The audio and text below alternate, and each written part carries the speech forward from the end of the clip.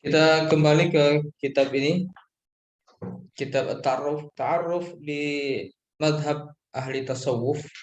Jadi dalam kitab ini menjelaskan bagaimana asal-usul tasawuf itu di dalam Islam. Jadi Al-Kalabati menjelaskan beberapa pendapat tokoh, ya, di antaranya adalah seorang tabi'in, bahkan ada sahabat juga, seorang sahabat Nabi, yaitu Abu Musa al-Ash'ari.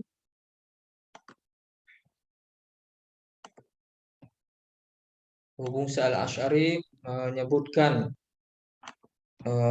bahwa para nabi, ya, para nabi bahkan para sahabat, para aulia itu menggunakan pakaian tertentu, dan pakaian itu dijadikan sebagai cikal bakal, ya, ciri kelompok atau komunitas ahli tasawuf, ya. Jadi tadi pertanyaannya adalah, tentu saja salahlah orang yang beranggapan bahwa tasawuf itu dari non muslim, ya Ustaz. Bagaimana itu menjelaskan kepada mereka itu?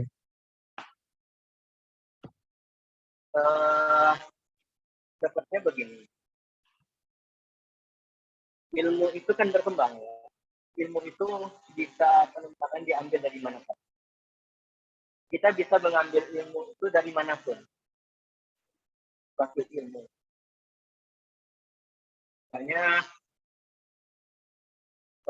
ilmu filsafat. Ya. Ilmu filsafat itu kan bukan dari Islam. Artinya itu adalah ilmu yang sudah ada sejak zaman dahulu kala sebelum Islam ada. Maka disadur oleh orang-orang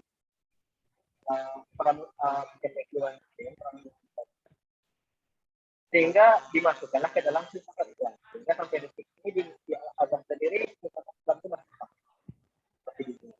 Walaupun ada yang sebagian yang anti, karena mereka menyatakan mungkin ada hal-hal yang tidak sesuai dengan kemampuan akal mereka untuk memahami Islam. Sehingga selalu melebar jauh dalam membahas tentang filsafat itu sendiri, sehingga keluarlah dari konteks Islam. Jadi setiap ilmu itu ada yang sisi-sisi yang kita bisa ambil, ada yang tidak, dan begitu juga dengan ilmu tasawuf.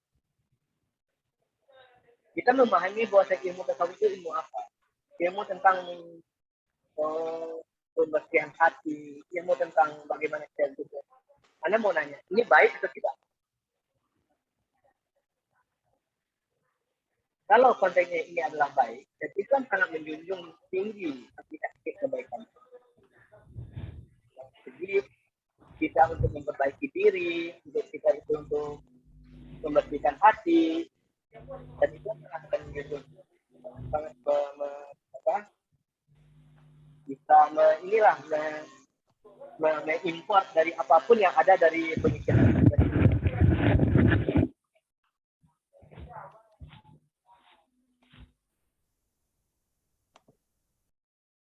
Jadi kalau misalnya kita mengatakan kalau kita tidak bisa mengambil ilmu ini karena tidak datang dari Islam, karena tidak bertumbuh dari Al-Quran dan Sunnah. Kita mau nanya dulu. Sebenarnya Al-Quran ini kita khususkan hanya untuk masa kita sekarang, masa Nabi Muhammad sampai akhir zaman, atau Islam itu sudah ada sejak zaman Nabi Ibrahim? Ya.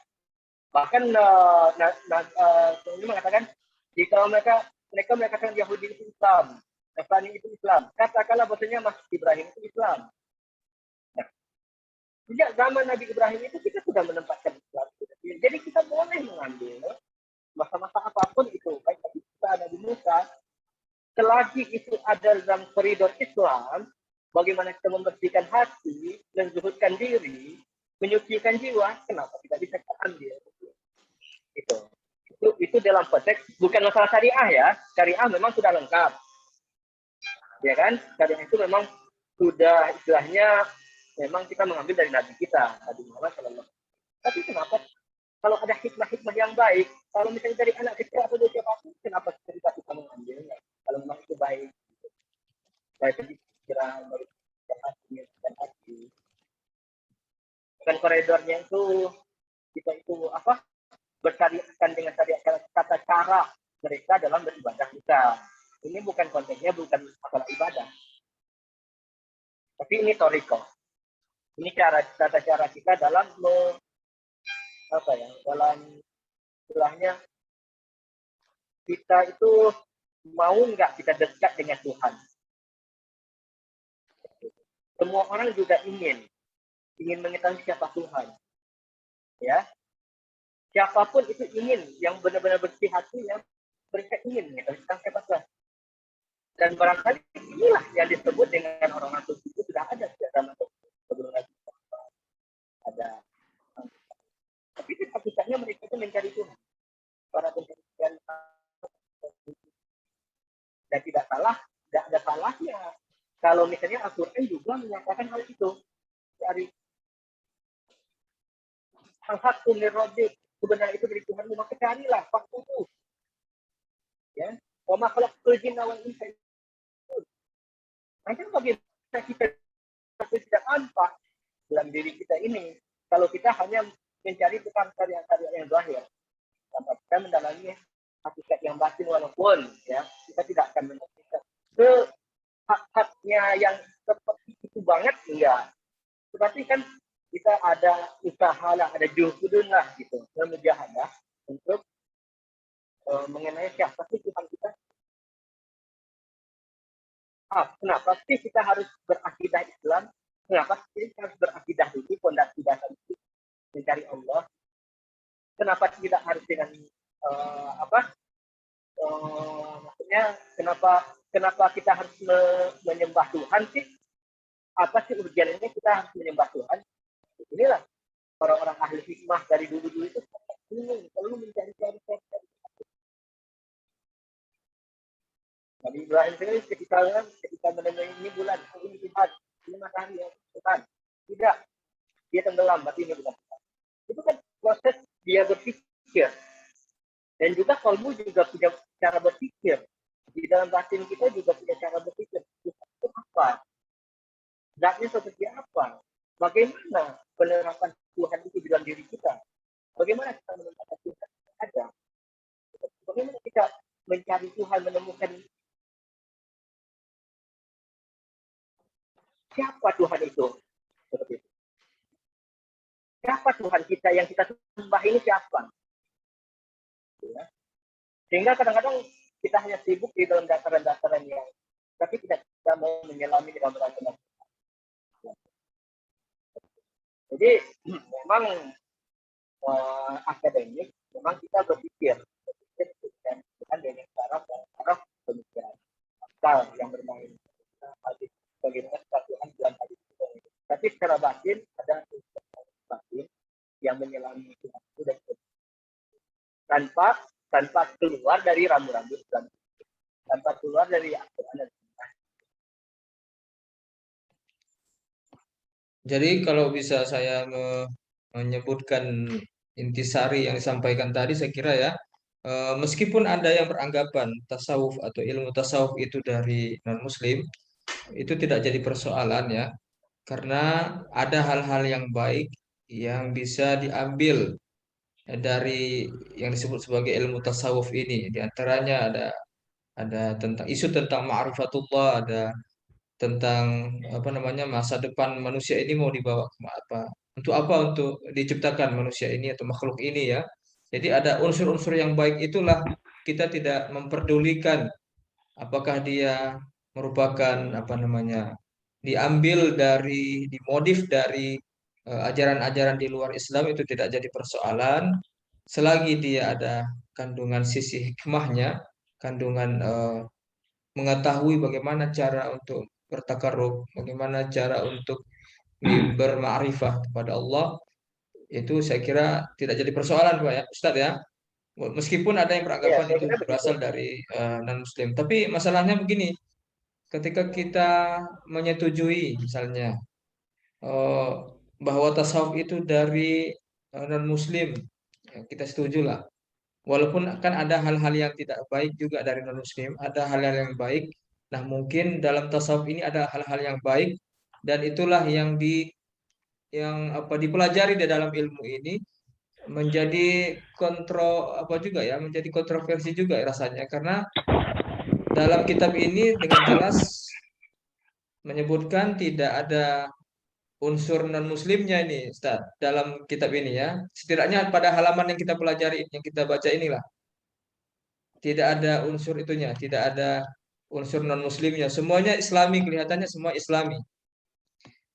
Mulai dari tadi pakaiannya siapa yang menggunakan pakaian itu, para wali dan para nabi misalnya.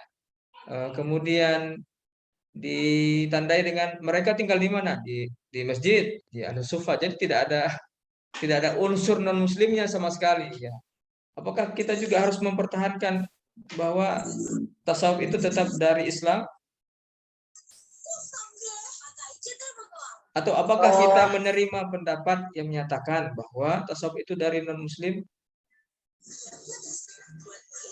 Begini, kan kita membahas tentang ilmu ya. Sekarang Anda mau nanya,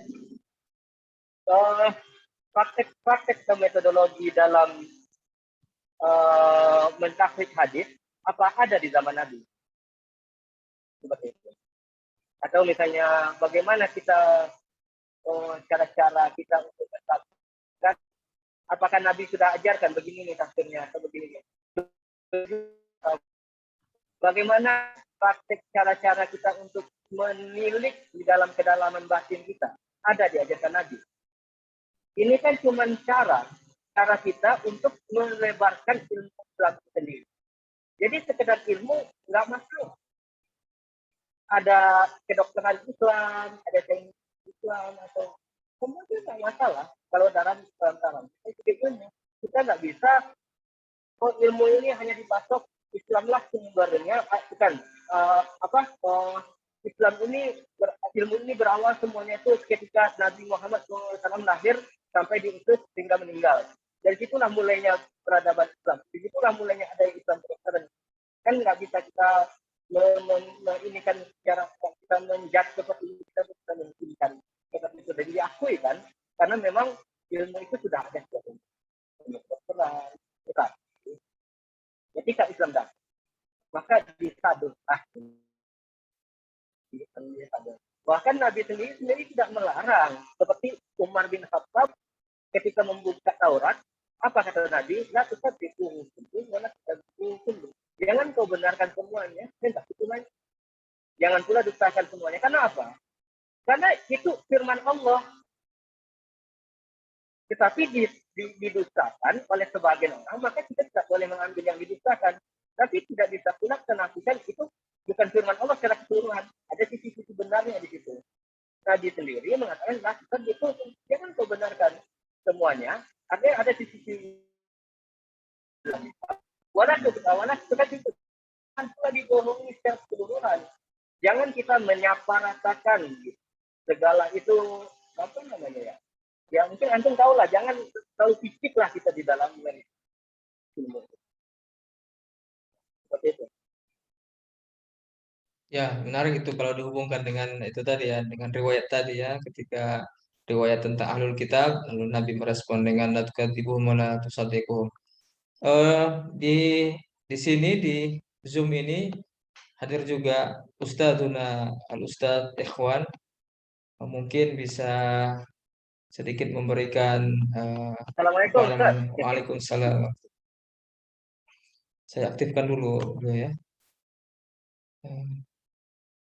Mungkin Ustadz Ikhwan bisa sedikit memberikan gambaran yang tadi dibincang-bincangkan itu tentang ini Ustadz, tentang tasawuf itu dari mana asal mulanya. Jadi kalau dalam kitab At-Ta'aruf li Madhab Ahli Tasawuf ini kan dijelaskan setidaknya pada halaman 7 dan 8 ini tentang asal muasal ilmu tasawuf. Jadi ada yang mengatakan itu merupakan semacam diambil dari jenis pakaian yang digunakan oleh para wali dan para nabi. Dan informasi itu didapatkan dari nabi juga tentang pakaian tadi, dari nabi, dari sahabat nabi Abu Musa al-Asy'ari, kemudian juga dari tabi'in Al-Hasan al-Basri. Dan pada halaman ini juga dijelaskan bahwa asal mula ilmu tasawuf itu dari praktek-praktek di awal Islam, yaitu ketika Abu Hurairah dan Fudalah ya bin Ubaid, itu mereka mempraktekkan atau tinggal di Sufa. Jadi mereka disebut sebagai ahli Sufa, dan ini juga merupakan cikal bakal munculnya ilmu tasawuf. Dan tadi ada beberapa pertanyaan tentang bagaimana kita menghadapi atau merespon pendapat-pendapat yang mengatakan bahwa tasawuf itu berasal dari non-Muslim. Mungkin ada sedikit masukan atau mungkin penjelasan, Ustaz. Ustaz Ikhwan, silahkan.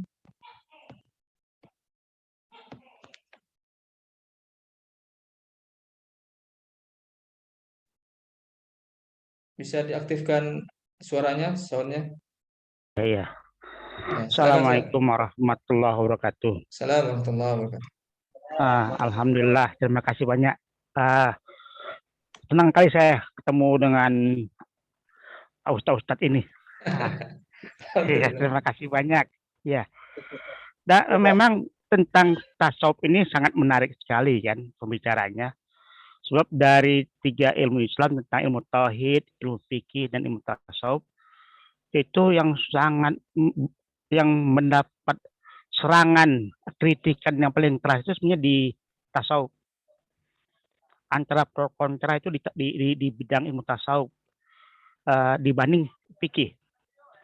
Tapi ada segi positifnya, yaitu dari pertentangan pendapat ini banyaklah orang-orang tasawuf terpacu dia untuk melahirkan karya-karya, sehingga kita bisa melihat perbandingan berapa jumlah buku fikih dan berapa jumlah ilmu buku tasawuf. Dan kalau saya saat ini melihat variasi jumlah buku tasawuf lebih banyak daripada buku-buku fikih, baik yang kontra ataupun yang dari kalangan sufi sendiri. Nah, kalau buku-buku seperti Ta'aruf atau Al-Luma itu mereka menyampaikan tentang sejarah atau gambaran tentang tasawuf Islami. Tasawuf Islami. Jadi wajar mereka berbicara tentang tasawuf Islami tanpa berbicara tentang adanya pengaruh luar atau luar kepada ajaran tasawuf sendiri. Tetapi kalau kita tidak bisa, sebaiknya memang yang lebih enak kita tidak terpaku dengan satu kitab, tapi kita baca juga beberapa kitab-kitab lain seperti Radul Ta'rif atau Risalah Qusairiyah ataupun buku-bukunya Dr. Afifi dari Mesir itu banyak. Kita akan lihat kan ternyata para ulama-ulama itu sudah membagi tasawuf itu 2 macam. Yang pertama namanya tasawuf Islami. Yang kedua tasawuf muharifah atau ad-dakil. Nah, yang dibicarakan pada Al-Luma ataupun at-ta'aruf itu ataupun Qusairiyah itu tentang tasawuf yang Islami. Tasawuf dakil itu tasawuf gadungan. Jadi para sufi tasawuf mengakui ada tasawuf yang dakil, yang dakil atau muharifah. Ya, itu yang dikatakan oleh Ustaz Asrar tadi, tasawuf yang terpengaruh oleh pemikiran di luar Islam. Jadi praktek-prakteknya itu menyimpang dari ajaran Islam. Jadi bajunya baju tasawuf,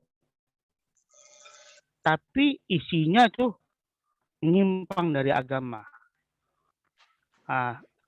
Kalau dalam konsep hari ini mungkin ada yang seperti kejawen kan, artinya dia tuh di muka tuh juga melihat bagaimana orang-orang tasawuf, sebagai orang tasawuf, dia tasawuf tapi dia menyempelekan sisi syariah, tidak memperhatikan tentang fikih. Jadi ada yang Islami, ada yang muharifah. Termasuk kasus seperti Al-Halat dalam pengertian tentang paham wihdatul wujud, kan ini juga ada unsur pengaruh filsafat luar pada tasawuf. Sehingga itu diakui, kita tetap mengakui ada tasawuf yang gadungan, ada tasawuf yang Islami. Yang Islami tentu jelas tasawuf yang sesuai dengan syariat. Ini tidak bertentangan. Tapi kalau yang gadungan dia bertentangan dengan syariat. Nah, dari kedua ini tentu kita inginkan yang kita jalankan tasawuf yang Islami. Tapi penentangan orang kepada tasawuf itu cenderung seperti pengikut Ibn Taimiyah yang sekarang dan sekarang itu mereka tidak melihat tasawuf Islami atau yang gadungan. Dia menilai tasawuf Islami dengan kacamata tasawuf gadungan. Dia menjudge satu saja sehingga dikatakan tasawuf itu tidak ada dalam konsep Islam. Padahal dalam prakteknya saya sudah baca buku Ibnu Qayyim, Madarijus Salikin. Kita bisa baca Madarijus Salikin karya Ibnu Qayyim ataupun Kalamut Thayyib dari yang Ibnu Qayyim juga. Kalamut Thayyib itu juga isinya tasawuf. Tapi kadang-kadang kita istilah, tapi isinya sama. Ada ini kita berbuat ini pepaya. Kata orang itu, enggak, ini keliki. Tapi buahnya sama saja. Nah, orang-orang salafi dia anti dengan tasawuf, tapi dia katakan tazkiyatun nafs. Jadi istilah seperti itu.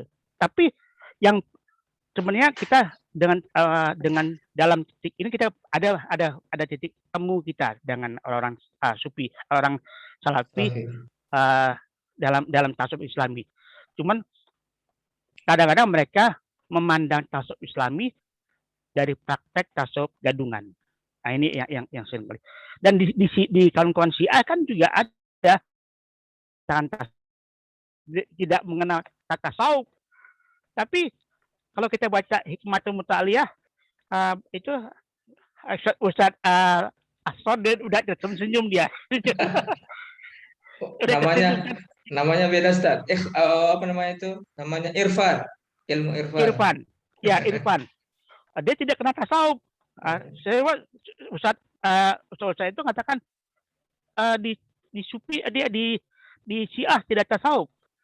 Tapi kemudian dia mengaji ada kawan-kawan saya ikut 2 bulan di Matahari mengkaji itu Al-Hikmah Al-Muta'aliyah. Tentang filsafat ya, Mulassadrah tentang tentang Al-Arba'ah. Itu saya senyum saja. Saya tidak tolak. Oh iya. Tapi mengatakan ini Irfan Cat. Ya, Irfan ya, iya sudah. Jadi tidak mau ini kadang-kadang kita kalau kita bilang ini bukan ini tasawuf, kita ribut tentang kulit, tapi isinya berbeda.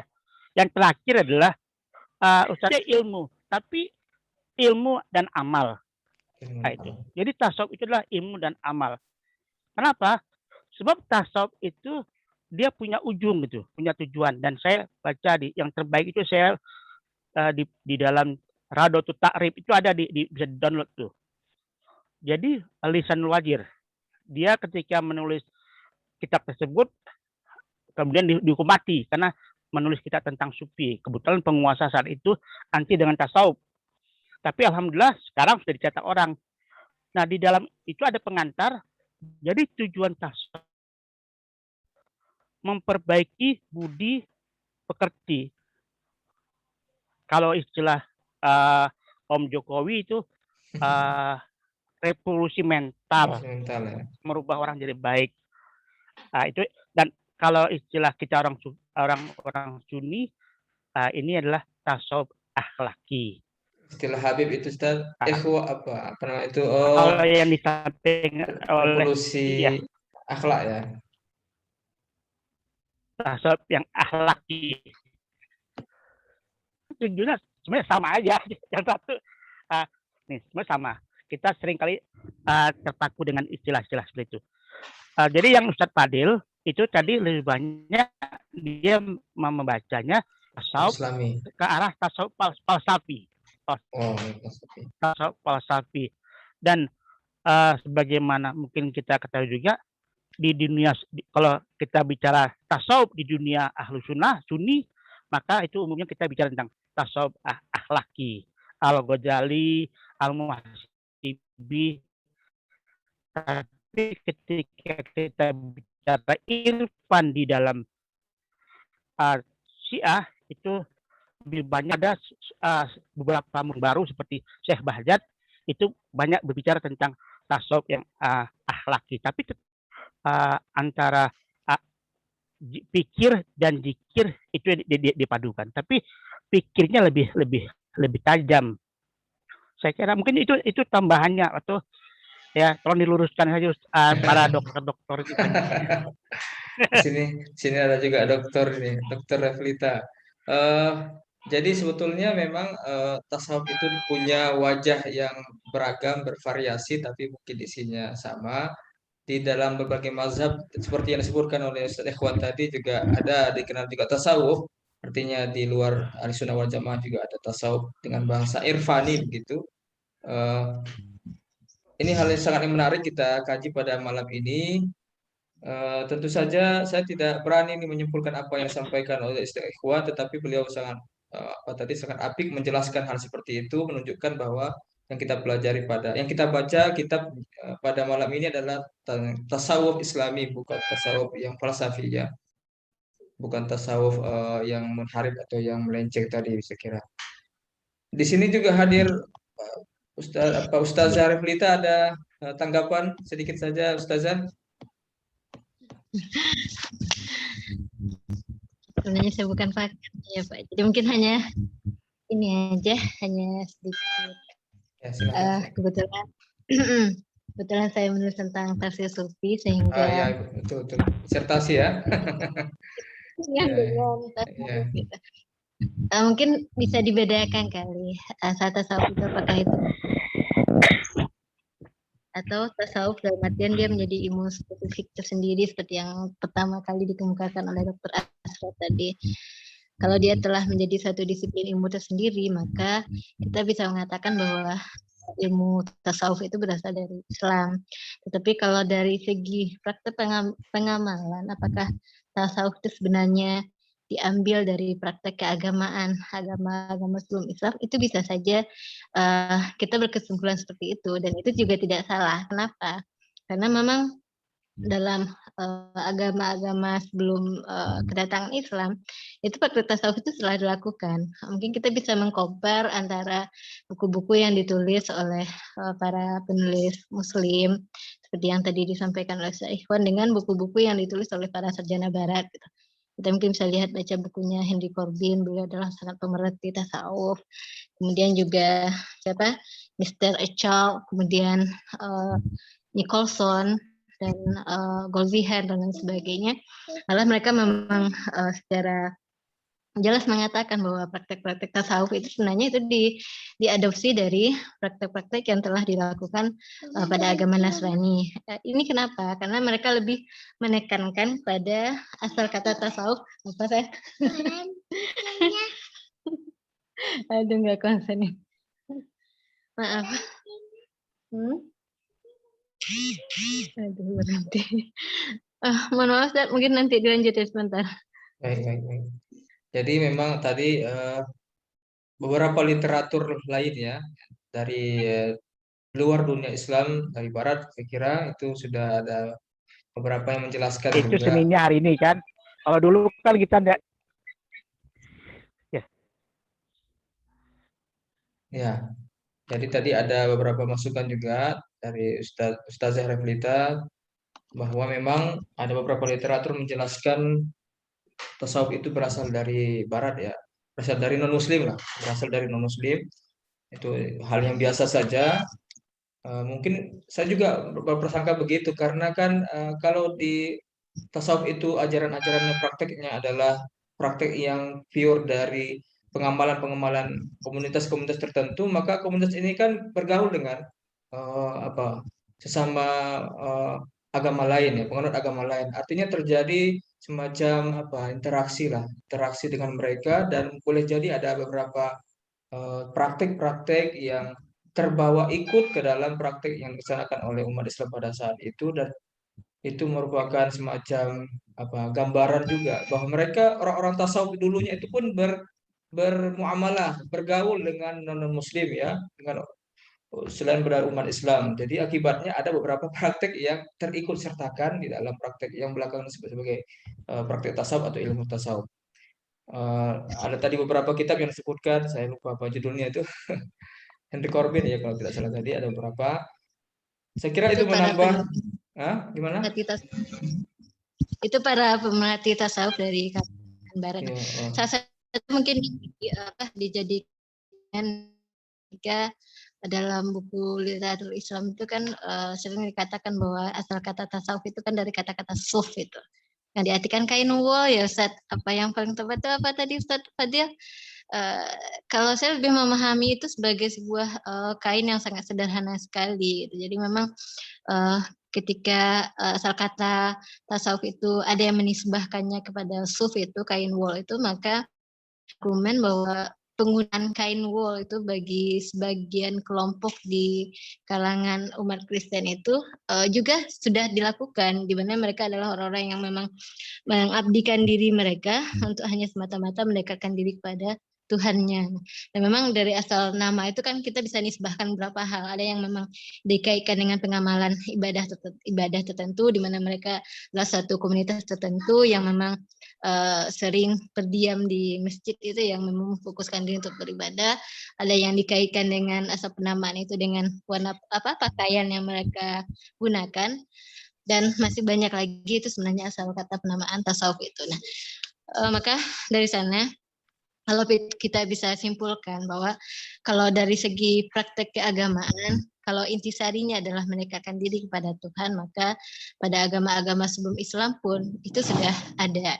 Tetapi kalau misalnya seperti yang disampaikan Ustaz Ikhwan tadi, bahwa apabila tasawuf, pengamalan tasawuf itu didasarkan pada ajaran Al-Quran dan Sunnah, maka itu baru terjadi pada masa Islam sudah berkembang, atau pada masa Rasulullah pun sebenarnya sudah ada.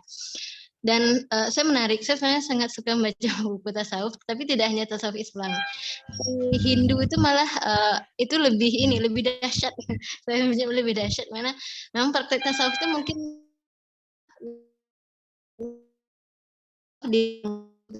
nah, kalau di Muslim itu mungkin masih mereka ada sebagian para sufi itu yang masih masih menyibukkan dirinya dengan kehidupan dunia. Tetapi kalau dalam mistisisme dalam agama Hindu itu mereka benar-benar menyendiri, menyepi, sehingga seolah-olah mereka itu memang sudah terlepas dari dunia fana gitu. Mereka memang telah menyatu dengan dewa mereka dan memang fokus ke sana gitu. Sehingga ketika pun mereka berbicara, mereka menganggap bahwa yang berbicara itu bukan mereka lagi, itu adalah Tuhan. Jadi sebenarnya praktek-praktek mistisisme seperti itu ada dalam semua agama, tapi yang harus kita tekankan apakah Islam itu mengadopsi dari praktek-praktek yang telah ada sebelumnya.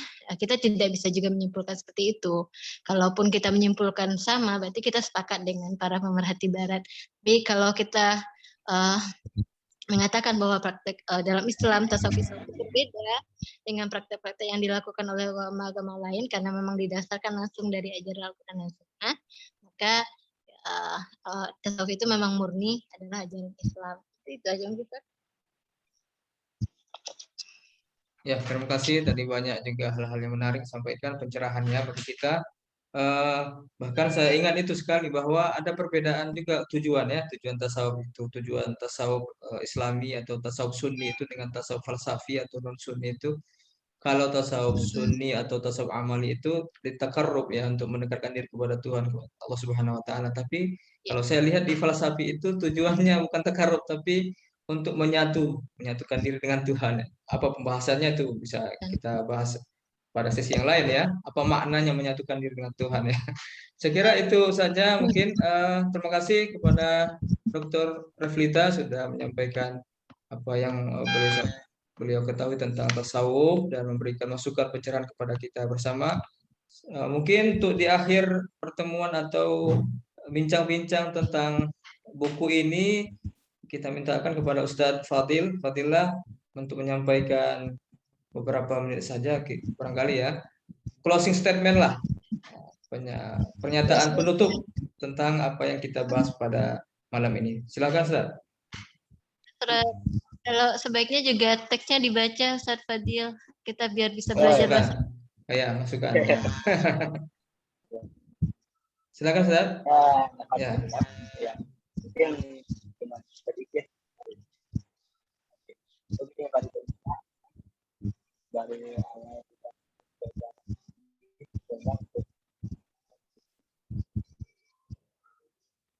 Fadil kan sendiri bukanya maskernya.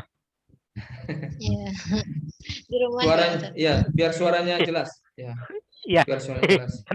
Kan di kamar sendiri tuh. Ya, sebenarnya jelas. ini ide ini tasawuf ini itu dari jadi ya sedikitnya untuk memulailah tentang ini. Sangat bagus sekali untuk dibuka forum-forum berbagi sebenarnya untuk sharing ilmu. Sebenarnya ada yang menonton dengan ilmu sendiri. Ya, disinilah tempatnya kita bisa berbagi sebenarnya letak masalah itu juga. Apa ini kita sekali memperbaiki dan bisa untuk saling meluruskan kira-kira tidak sesuai dengan apa yang kita lihat selama satu pemikiran dan pemahaman apa gitu kata atau dengan apapun kita bisa di sini untuk meluruskan kembali setidaknya kita menyatukan isi dan istilah setidaknya untuk kalau agar kita tidak bersifat menghukumkan secara begitu cepat tentang apapun itu dalam nah jadi ya alhamdulillah juga ya khususnya kita belajar tentang tahu kita mulai kita sudah bisa bersama dan bagaimana apakah ini dari Islam atau bukan apakah ini memang atau belajar tentang akhlak atau hanya bahas tentang falsafi atau adakah dalam agama sebelumnya bagaimana kita hakikat dalam diri sendiri meninggalkan dunia apa sih sebenarnya kata itu ya. Mungkin ini merupakan sebuah muka lah ya, tentang memahami. Oke. Itu Adrian. Baik, terima kasih Ustaz Fadilah sudah memberikan kepada kita pengetahuan kepada kita tentang apa yang dipahami oleh beliau tentang tasawuf dan asal muasal ilmu tasawuf. Tadi ada masukan kalau kita lebih baik kalau kita membaca itu ya teks ya supaya kita dapat menjelaskan satu persatu fakrah demi fakrah apa yang ada dalam kitab Ta'aruf ini. Terima kasih kepada semuanya, kepada Ustaz Ikhwan Hafizahullah, atallahu baqaakum ya Ustaz. Semoga sehat walafiat selalu. Ustaz Ikhwan dan keluarga. Ustaz Fadilah juga demikian dengan keluarganya dan Ustazah Reflita. Semoga kita semua sehat walafiat, jauh dari corona. Supaya kita juga terus menuntut ilmu. Kita mungkin hanya dapat beberapa ilmu saja pada malam ini, tetapi yakinlah bahwa suatu saat kita diberi kemampuan untuk mengkaji beberapa, membahas, membincangkan ilmu-ilmu yang lainnya. Pada kesempatan ini juga terima kasih kepada semuanya. Mohon maaf kalau ada kesalahan di dalam membawakan kegiatan ini. Terima kasih sekali lagi kepada Ustaz Fadilah. Kita tutup